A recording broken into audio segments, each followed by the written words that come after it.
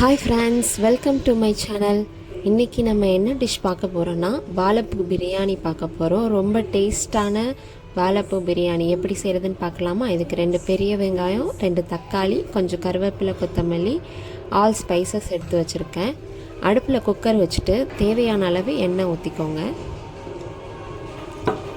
எண்ணெய் காஞ்சோன்னே நம்ம எல்லா ஸ்பைசஸையும் அதில் போட்டுடலாம்.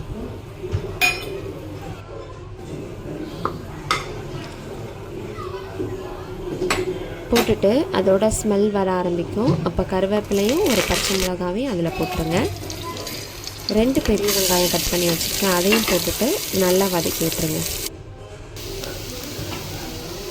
2 தக்காளியும் போட்டு அதையும் மிக்ஸ் பண்ணி வதக்கி விட்டுருங்க.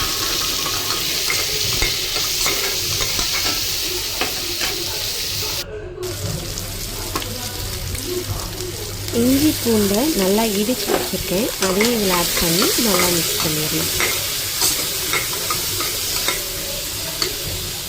அது கொஞ்சம் பச்சை வாசனை போனோன்னே நம்ம ஆல் மசாலாஸ் போட்டுடலாம். 1 டேபிள் ஸ்பூன் மிளகாய்த்தூள், 2 டேபிள் ஸ்பூன் மல்லித்தூள், 1.5 டேபிள் ஸ்பூன் பிரியாணி மசாலா எடுத்து வச்சுருக்கேன், அதை இதில் போட்டு நல்லா மிக்ஸ் பண்ணிடலாம். இந்த மசாலாக்கு தேவையான அளவு கொஞ்சம் உப்பு மட்டும் போட்டுக்கலாம்.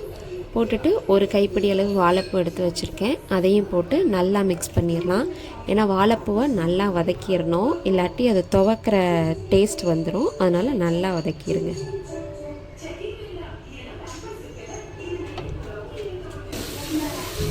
இந்த டம்ளரில் 1 டம்ளர் அளவு நான் அரிசி எடுத்திருக்கேன், அதனால் 2 டம்ளர் தண்ணி நான் ஊற்றிக்கிறேன். தேவையான அளவு உப்பு போட்டுருங்க.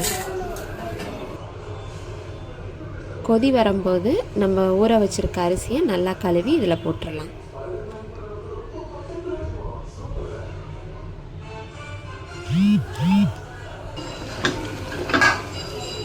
நல்லா கொதி வந்தோடனே குக்கர் மூடி போட்டு விசில் போட்டு ஒரு 2 விசில் வச்சிட்டிங்கன்னா ரெடி ஆயிரும்.